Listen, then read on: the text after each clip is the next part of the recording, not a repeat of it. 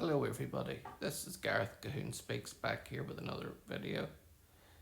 I'd like you to hit the subscribe bar or give me a thumbs up if you like the video, or hit the notification bell to be notified when I post my next post, or else you can look me up at my website, which is www.garethcahoon.co.uk. Or if you'd like to support the ministry, you can do so through PayPal garethcahoon3@gmail.com. An unforgivable evil. Detransitioner awarded 2 million in first malpractice case. When she was just 16 years old, Foxbury, a female, underwent top surgery, a transgender procedure in which her perfectly healthy breasts were removed. Now at 22 years old and no longer identifying, in contrast to her physiology, she has become the first detransitioner to successfully win her malpractice lawsuit against those who irrevocably altered her body. On January 13th, Varian was awarded 2 million, and a jury in Westchester, New York, held both her psychologist Kenneth Einhorn and plastic surgeon Simon Chin legally liable for the so-called medical care they gave the teenager, who at the time claimed she was a boy. Benjamin Ryan, an independent journalist, was one of just a few press members to attend the trial. Epoch Times reporter Stacey Robinson also covered the case, posting on X that Varian wept and hugged her mother when the verdict was announced. Ryan described the 3-week trial as riveting and at times devastating, adding to his own coverage. Since the entire case is sealed, including all the transcripts, the product of my furious note taking during the proceedings, may be the only way for the public to learn about the final details of the lawsuit. Breaking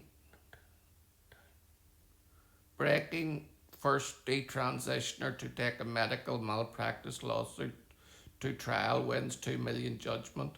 Foxbury sued her Westchester, New York area psychologist and plastic surgeon for gender transition mastectomy she got at 16. I was the only reporter to attend the entire. Benjamin Ryan. The attorneys representing Varian said Einhorn drove the train in his counselling of then teen, accusing the psychologist of putting the idea of Fox's head that she needed to address her apparent gender dysphoria by permanently changing her body through a double mastectomy. Claire Deacon, Varian's mother, said during that trial she was opposed to the surgery but ultimately gave in, fearing her daughter would commit suicide without the irreversible procedure, a frequent refrain of those who advocate for transgender procedures.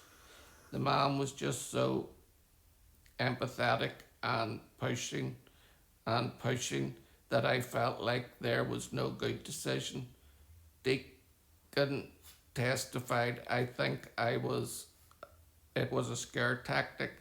I don't believe it was malice. I think he believed what he was saying, but he was very, very wrong. The outcome of the case sparked major reactions on the internet. Robbie Starbuck, director of The Way on Children, predicted the floodgates will open as more go to trial, adding on X, what was done to these kids is a crime against humanity, an unforgivable evil, and must be extinguished from the earth. Never again. The damage these kids carry is heartbreaking. Persia Mosley, a detransitioner, suing the medical personnel who pushed and performed transgender affirming surgeries on her when she was a minor, responded to the verdict, may justice prevail. Mosley, it should be noted, has spoken to CBN News about her own story looking back. She described the medical support she received as a lie and a scam, noting she, like so many others, discovered transgenderism as a struggling teenager online.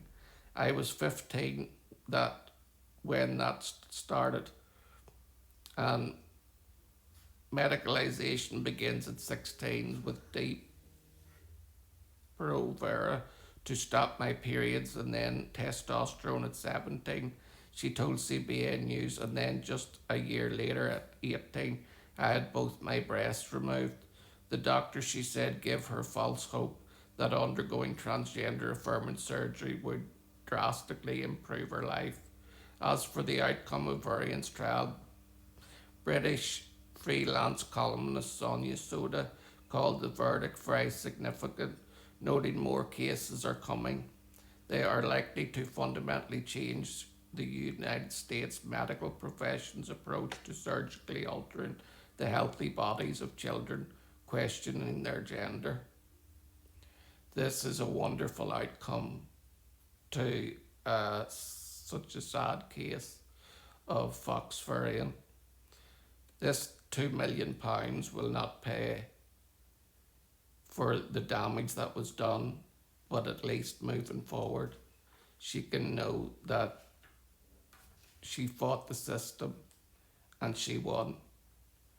No person under the age of 18 should be having gender affirming surgery.